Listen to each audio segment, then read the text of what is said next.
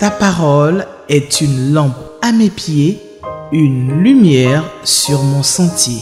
Psaume 119, verset 105. La méditation.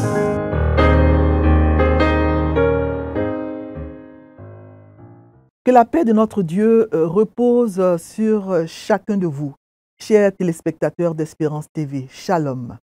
Je me réjouis en suivant tes préceptes, comme si je possédais tous les trésors. Je médite tes ordonnances, j'ai tes sentiers sous les yeux.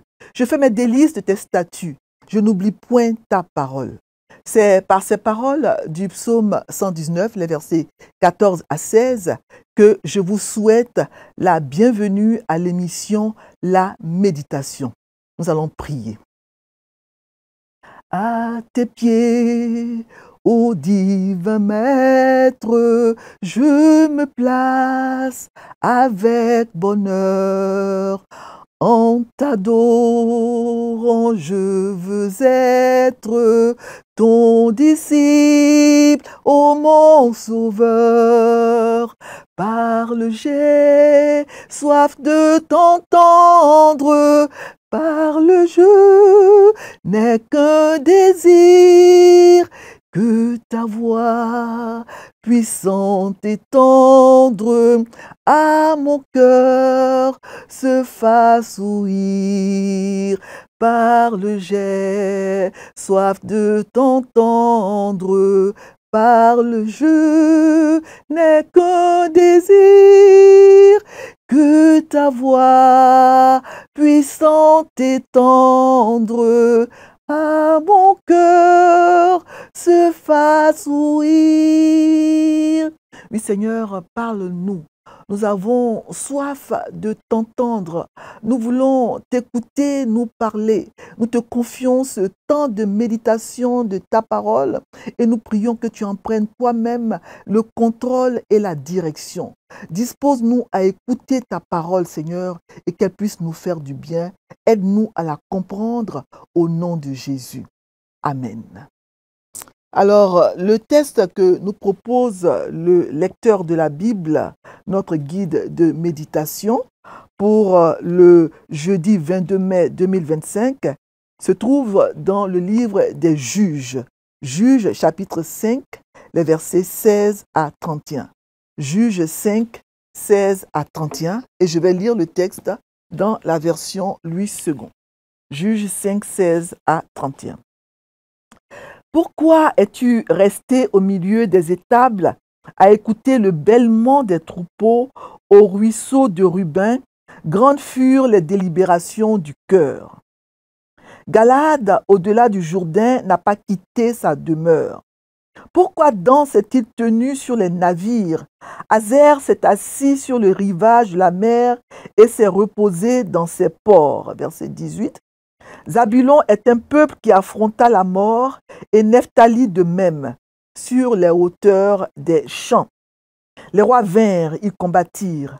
Alors combattirent les rois de Canaan à Taanac, aux eaux de Megiddo. Ils ne remportèrent nul butin, nul argent. Des cieux ont combattu. De leurs sentiers, les étoiles combattirent contre Sisera.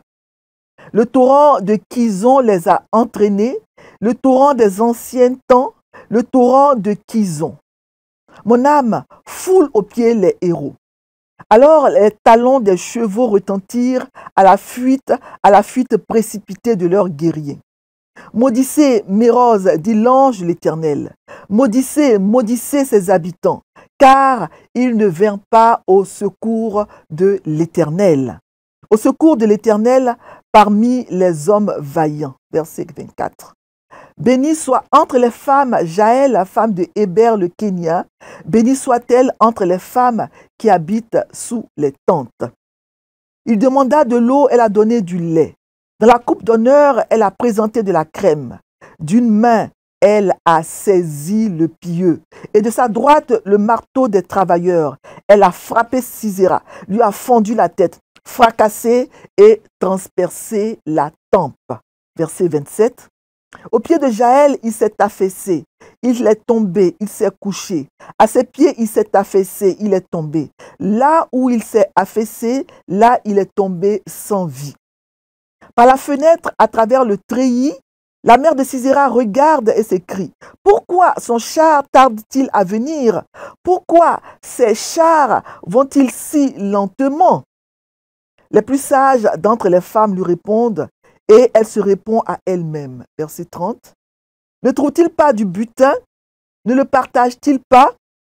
Une jeune fille, 2 jeunes filles par homme, du butin en vêtements de couleur pour Sisera, du butin en vêtements de couleur brodée, un vêtement de couleur, 2 vêtements brodés pour le cou du vainqueur. Verset 31.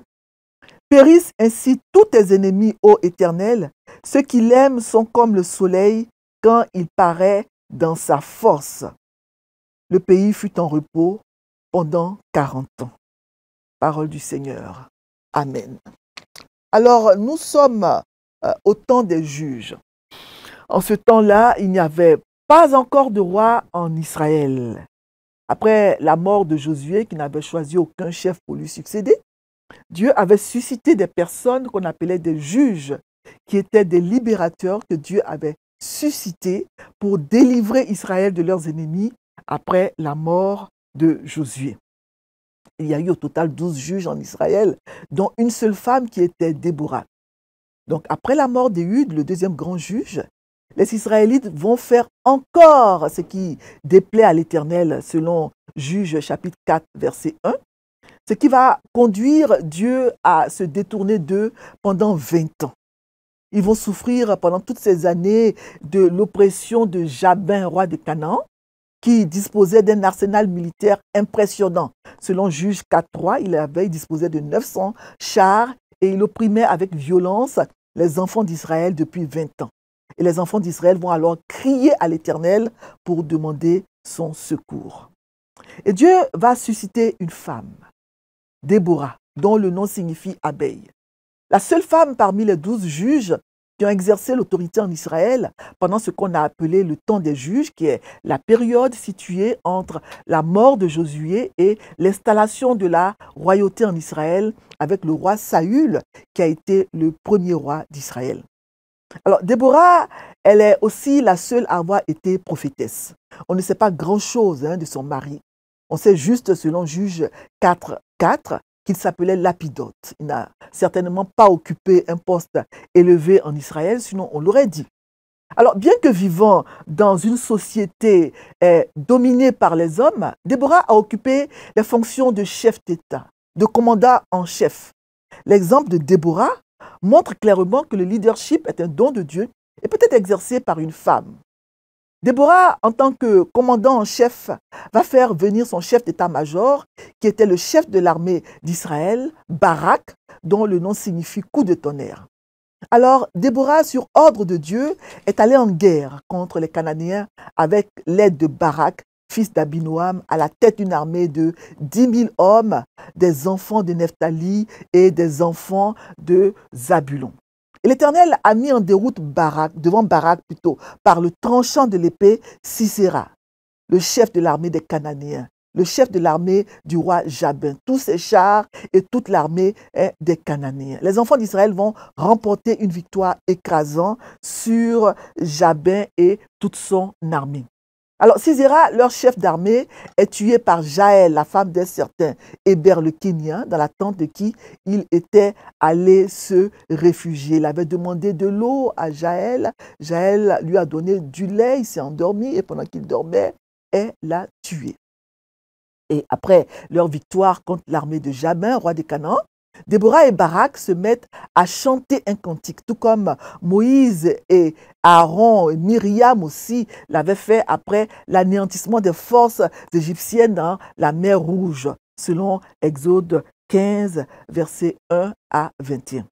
Alors, le texte que nous venons de lire, Juges 5, versets 16 à 31, fait partie du cantique de Déborah. Déborah, ce cantique qui a commencé au verset 1 de Juges 5, où il est écrit: en ce jour-là, Déborah chanta ce cantique avec Barak, fils d'Abinoam. C'est Juges chapitre 5, verset 1. Donc le cantique de Barak et de Déborah attribue justement à l'Éternel l'honneur de la victoire contre les Cananéens. Mais chaque tribu concernée dans le combat reçoit sa louange ou son blâme. Et dans les versets 16 à 18, nous voyons comment les différentes tribus ont répondu à l'appel à l'union lancé par Déborah pour se battre contre l'ennemi commun. Ruben, nous a-t-il dit, il n'a pas fait grand-chose. Il est resté dans les étables à écouter commodément le bêlement de ses troupeaux et l'afflux de ses bergers. Il n'est pas allé au front. Il n'a pas bougé. Cette vie champêtre plaisait mieux à Ruben que le bruit du clairon et le cliquetis des armes au combat. Dans son pays, lui qui avait eu son territoire de l'autre côté du Jourdain, il n'avait pas à souffrir de l'oppression de Jabin. Que lui importait le sort de ses frères, puisque lui il avait eu son territoire avant la traversée du Jourdain, avant l'entrée dans le pays de Canaan. Galad également, c'est-à-dire Gad et la demi-tribu de Manassé à l'est du Jourdain, n'est pas allé au combat pour secourir ses frères qui souffraient de l'oppression de Jabin, roi de Canaan.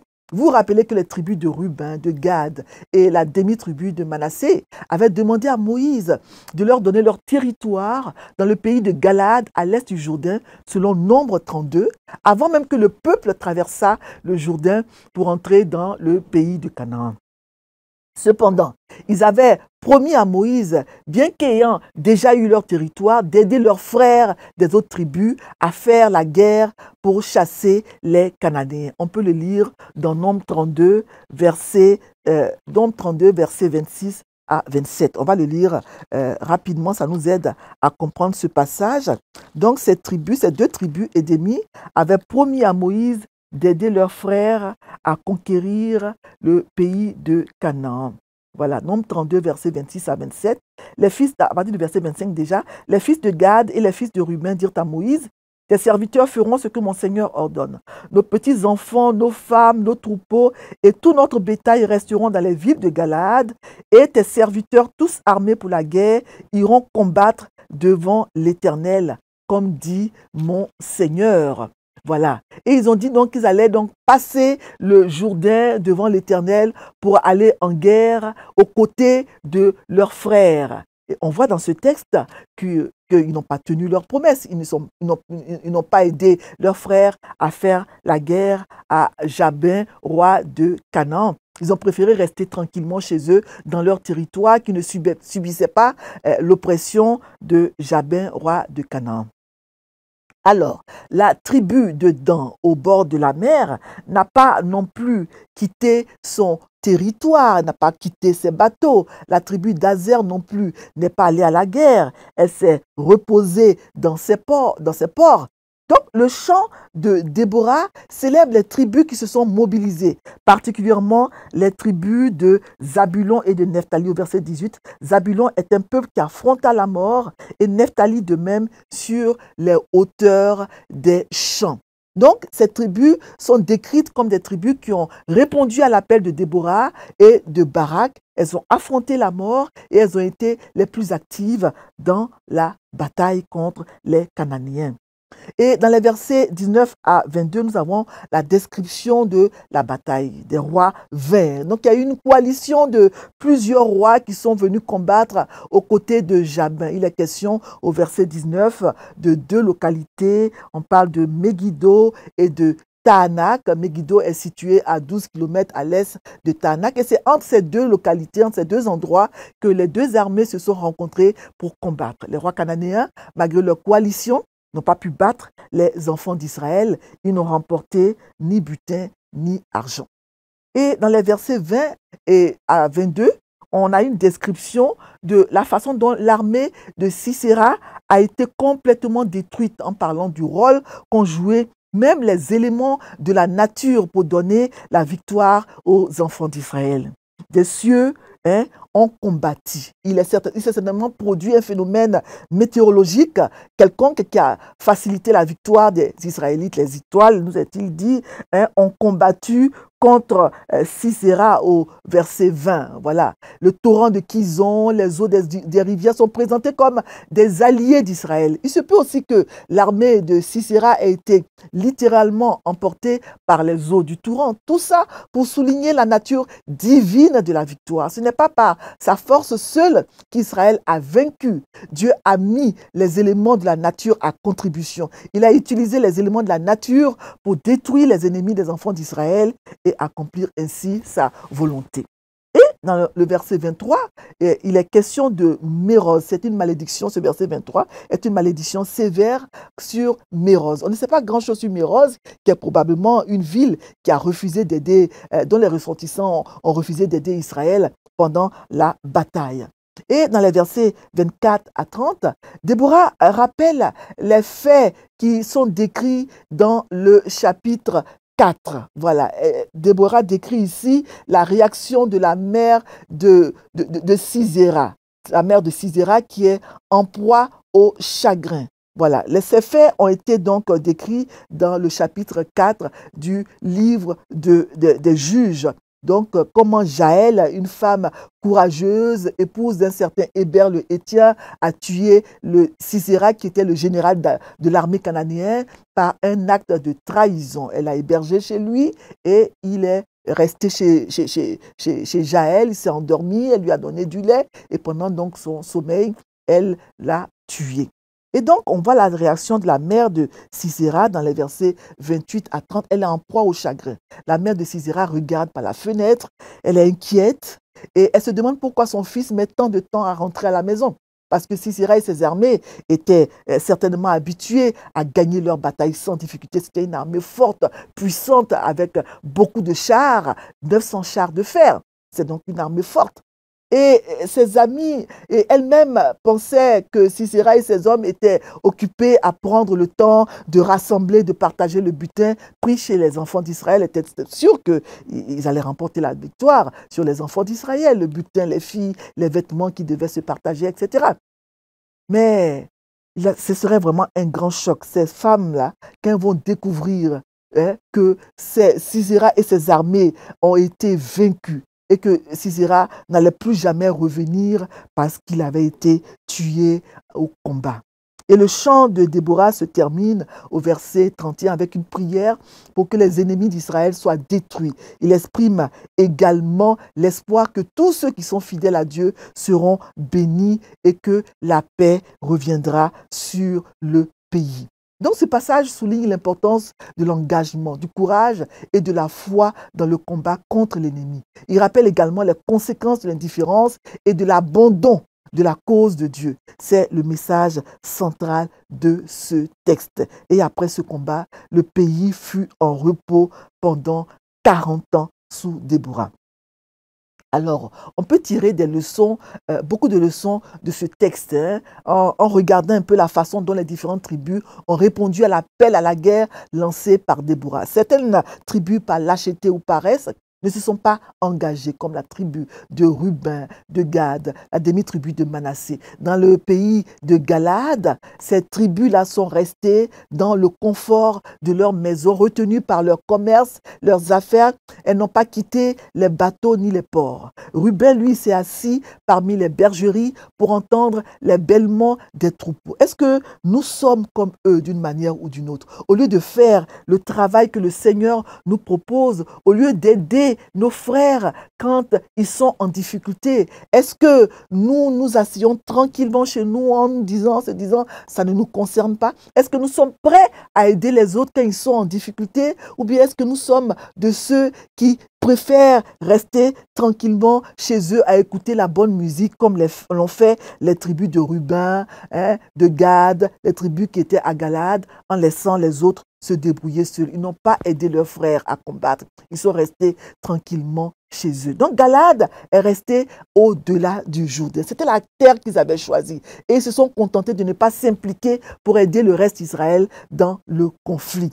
Nous aussi, nous pouvons trouver facile de nous excuser pour ne pas nous impliquer dans le conflit des autres, dans les problèmes des autres, dans les combats des autres, simplement parce que nous ne nous sentons pas concernés. Voilà. Et c'est très, très important de voir comment ces tribus se sont comportées. Voilà, Dan est resté sur ces navires. Le navire parle de commerce, il parle donc de prospérité, etc. Donc ces tribus-là, hein, on déduit certainement que leurs affaires à elles étaient plus importantes que le combattre avec leurs frères. Et Hazer est resté au bord de la mer, il est resté au bord de ces criques, voilà, et ils n'ont pas voulu que leur vie soit perturbée. En contraste, on voit que les tribus de Zabulon et de Nephtali ont risqué leur guerre, ils ont risqué plutôt leur vie pour l'amour des autres. Voilà, ils ont choisi donc le champ de bataille. Il y a toujours des dangers à combattre. Mais quand c'est pour le Seigneur, quand c'est pour les autres, est-ce que nous devons nous rétracter ou bien est-ce que nous devons au contraire mettre toute l'armure de Dieu pour aider les autres à combattre? Zabulon et Nephtali ont pris une part active au combat. Ils ont exposé leur vie. Et tout ça, ce sont pour nous des exemples à suivre. C'est très important. Alors, beaucoup de personnes n'accomplissent pas correctement leurs devoirs. Elles ont peur de l'épreuve, elles ont peur de s'impliquer, etc. Elles aiment rester dans leur confort personnel, dans le contexte de leurs occupations personnelles, leur travail, etc., avec leur famille. Donc, de telles personnes à l'esprit étroit et égoïste ne se soucient pas des autres, elles ne se soucient pas des problèmes des autres personnes. Elles ne recherchent que leurs propres intérêts. Il y en a même qui invoquent toutes sortes de prétextes pour rester à la maison, qui n'ont pas envie de s'engager dans le service quand il s'agit donc des choses de Dieu à l'église. On préfère que ce soit d'autres personnes qui s'en occupent. Quand il s'agit d'aider les autres, on préfère donc se rétracter. Donc c'est très important de savoir aider les autres quand ils sont en difficulté.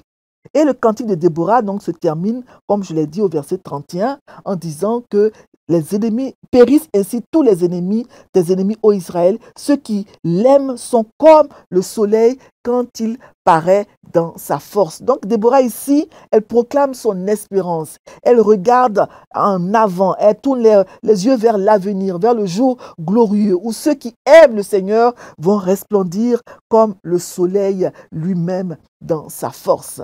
Voilà. Et l'histoire, ce cantique, comme je l'ai dit, se termine par une précision importante. Le pays fut tranquille, fut en repos pendant 40 ans. Alors, le lecteur nous propose, pour réfléchir sur ce texte, deux questions. Donc, nous avons la question 4 et la question 7. Question 4, est-ce qu'il y a un ordre auquel obéir? Oui. On a au verset 23, cet ordre-là, maudissez mes roses, dit l'ange de l'Éternel, maudissez ses habitants, etc. Donc j'ai dit tout à l'heure que on ne sait pas Mérose, quelle est cette ville-là du nom de Mérose, mais ce qui est sûr, c'est que c'est une localité dont les habitants n'ont pas aidé les enfants d'Israël au combat. C'est vrai, c'est un ordre, mais il ne faut pas y obéir, parce que la parole de Dieu nous dit que, en tant que chrétien, en tant qu'enfant de Dieu, selon Romains 12, 14, nous devons bénir ceux qui nous persécutent. Nous devons bénir et nous ne devons pas maudire. Voilà, c'est un ordre, maudissez mes roses, mais nous ne devons pas maudire, parce que nous sommes les chrétiens et nous devons au contraire bénir ceux qui ne nous aident pas, ceux qui nous persécutent. Et la question 7, c'est quelle vérité Dieu me révèle-t-il? On peut tirer de ce texte la leçon suivante, c'est que Dieu combat pour ses enfants.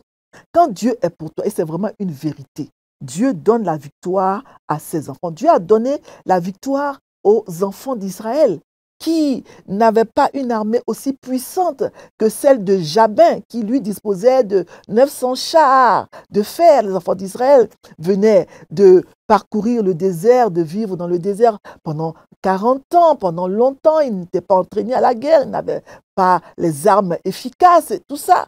Donc, ils étaient faibles devant les Cananéens.